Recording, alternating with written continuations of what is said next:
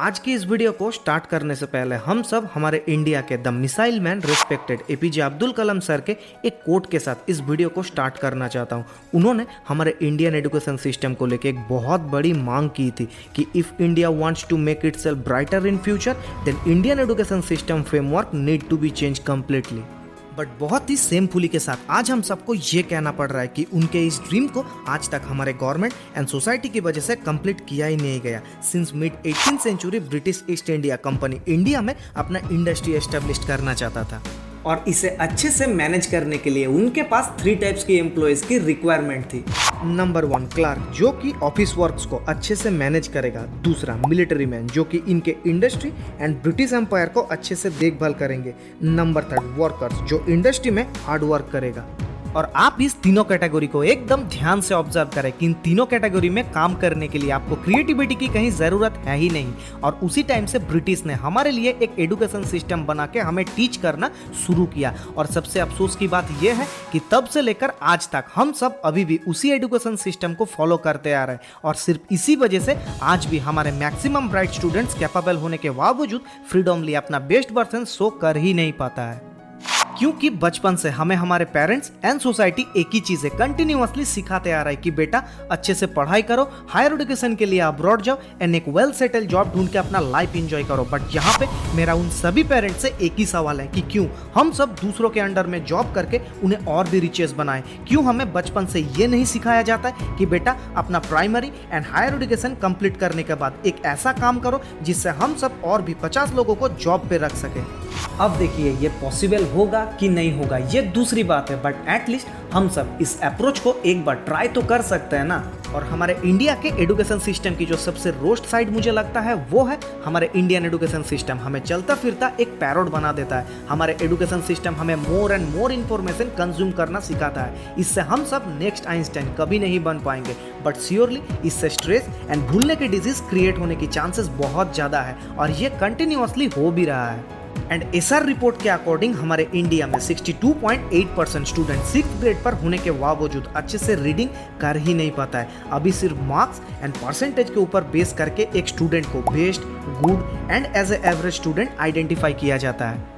And now days कोई इन सब बातों पर केयर करता ही नहीं है कि हमें किस सब्जेक्ट्स पर ज़्यादा इंटरेस्ट है। नहीं, सबको एक ही चीज़ों से प्रॉब्लम है कि सोसाइटी क्या कहेंगे। और हमारे कल्चर में सोसाइटी से ह्यूमिलेट होना ये एक हमारे लिए अभी एक कॉमन मैटर भी बन चुका है। और मैं गारंटी के साथ ये कह सकता हूँ कि हमारे इंडिया में आप किसी भी फैमिली में जाके उनके पेरेंट्स को सिर्फ एक ही सवाल पूछना कि बड़े होकर आपका बेटा क्या बनेगा, 90% के साथ आपको या तो इंजीनियर्स और डॉक्टर्स यही दोनों सुनने को मिलेगा। और ये सुनने के बाद हम सबको ये लगता है कि इंडिया में ये दोनों प्रोफेशन को छोड़ के हमारे मैक्सिमम इंडियन पेरेंट्स के लिए और कोई दूसरा अच्छा प्रोफेशन है ही नहीं। और आपको पता है इस पूरे अर्थ में कौन सी कंट्री सबसे ज्यादा हाईएस्ट नंबर्स ऑफ इंजीनियर्स हर साल प्रोड्यूस करता है? यस, आपने बिल्कुल सही गेस किया है, इट इज इंडिया। और इसके साथ साथ एक और शॉकिंग रिपोर्ट मैं आपके सामने लाता हूं कि इंडिया में हर साल मोर देन 1.5 मिलियन यानी कि 50 लाख से भी ज्यादा इंजीनियर्स अपना ग्रेजुएशन कंप्लीट करता है। बट इनमें से ओनली 3% सुटेबल स्किल्ड इंजीनियर्स को ही जॉब मिलता है और लेफ्ट 97% जॉब्स के लिए इधर उधर घूमता रहता है। और इसी तरह से हमारे इंडियन एजुकेशन सिस्टम हमारे नेशन को सर्व करते आ रहा है। बट इसका मतलब ये बिल्कुल नहीं है कि सारे कॉलेजेस स्कूल्स एक जैसे होते हैं। कुछ कुछ ऐसे भी कॉलेजेस स्कूल्स हैं जो कि स्टूडेंट्स को अच्छे से केयरफुली गाइड करता है, बट ये नंबर बहुत ही माइनर है। और इससे डे बाय डे हमारे इंडिया में अनएम्प्लॉयमेंट रेट्स और भी ज़्यादा इंक्रीज हो रहा है, जिससे सुसाइड की केसेस हमें और भी बढ़ते हुए दिखाई दे रहा है। नेशनल क्राइम रिकॉर्ड्स ब्यूरो के रिपोर्ट के अकॉर्डिंग अभी हमारे इंडिया में हर 1 घंटे में 2 स्टूडेंट सुसाइड करता है, मतलब per day on an average 50 student suicide attempt करता है। तो अब देखिए, अब तक हम सब हमारे खराब एजुकेशन सिस्टम के बारे में डिस्कस कर रहे थे, बट अब हम सबको इस मैटर के रिगार्डिंग हमें भी थोड़ा रिस्पॉन्सिबिलिटी लेना चाहिए, क्योंकि after all we are all the future of our nation. And हमारा डिस्कशन किसी भी पॉइंट से शुरू क्यों ना हो, लेकिन हमेशा सॉल्यूशन के साथ ही वीडियो एंडिंग होना चाहिए। तो अब देखिए, as per my point of view ऐसे 2 तरीका है जिससे हमारे इंडियन एजुकेशन सिस्टम फ्यूचर में पूरी तरीके से बदल सकता है। एक्चुअली बचपन में मैं ये सोचता था कि गवर्नमेंट को इस पूरे एजुकेशन सिस्टम को ही बदल देना चाहिए, बट जैसे जैसे मैं बड़ा हुआ मेरे माइंड सेट चेंज होने लगा, तब मुझे मेरा ये थॉट पूरी तरीके से इनएप्रोप्रिएट लगा। बट ऐसे कई सारे सॉल्यूशन हैं जिससे हमारे कंट्री के एजुकेशन सिस्टम इम्प्रूव किया जा सकता है।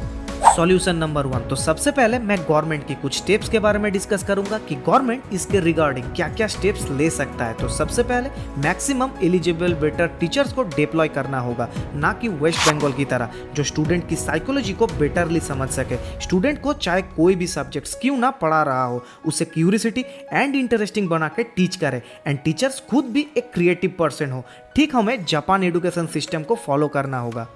एंड गवर्नमेंट को हर 3 to 4 ईयर्स के बीच अपना सिलेबस मॉडिफाई करना होगा, ताकि स्टूडेंट्स के लिए ये सारे कॉन्सेप्ट्स इंटरेस्टिंग के साथ समझ में आए, एंड स्टूडेंट्स खुद क्यूरियोसिटी के साथ उस पर्टिकुलर सब्जेक्ट में और भी डेप्थ तक जा सके। एंड लास्टली गवर्नमेंट को और भी ज़्यादा इनोवेटिव बनना पड़ेगा एडुकेशन को लेके, क्योंकि ब्राइट फ्यूचर के लिए सिर्फ education he one and only tools है। तो अब हम लोग सेकेंड सॉल्यूशन के बारे में डिस्कस करेंगे, जो कि हमारे बेटर फ्यूचर के लिए हमें ही रिस्पॉन्सिबल होना होगा। एंड सबसे पहले हमें हमारे माइंडसेट एंड मेंटालिटी को पूरी तरीके से चेंज करना होगा। आपको हमेशा खुद को एक एज ए एम्प्लॉयर ही सोचना होगा, ना कि एक एम्प्लॉयज। एंड ये माइंडसेट के साथ खुद को रेडी करना होगा कि डॉक्टर्स एंड इंजीनियर्स प्रोफेशन को छोड़ के भी खुद को ग्रो करना एंड अपना ब्राइट फ्यूचर बनाने का लाखों करोड़ों वेज है। सिर्फ आपको अपना पर्सनैलिटीज के हिसाब से अपना पैशन को फाइंड आउट करना होगा, विदाउट थिंक अबाउट इट लोग क्या कहेंगे। फॉर एग्जाम्पल, आपको किस सब्जेक्ट में सबसे ज़्यादा इंटरेस्ट है, जो आपको कभी भी बोर ना करे, उसी को आप अपना पहले पैशन एंड बाद में करियर बनाइए, चाहे आपका कॉलेज कितना भी खराब क्यों ना हो। And specially thanks to all developers, जिन्होंने हमें इंटरनेट जैसे एक प्राइसलेस टेक्नोलॉजीज प्रोवाइड किया है, जिसकी मदद से हम सब कभी भी कहीं पे भी विदाउट एनी एक्स्ट्रा कॉस्ट बहुत कुछ स्किल लर्न कर सकते हैं। और आपको क्या लगता है कि मिस्टर सुंदर पिचाई, हमारे respected APJ Abdul Kalam sir, Dhirubhai Ambani जैसे और भी कई सारे फेमस पर्सन भी इसी खराब एजुकेशन सिस्टम से ही तो अपना स्टडी कंप्लीट कर चुका है ना। तो अगर वे लोग कर सकता है तो हम सब क्यों नहीं। तो गाइस आज बस इतना ही। तो अगर आपको ये वीडियो थोड़ा सा भी इन्फॉर्मेटिव लगे तो प्लीज़ वीडियो को लाइक, शेयर एंड चैनल को सब्सक्राइब करने मत भूलना। तो गाइस मिलते हैं नेक्स्ट डे एक और न्यू इंटरेस्टिंग वीडियोस के साथ। तब तक के लिए जय हिंद, वंदे मातरम।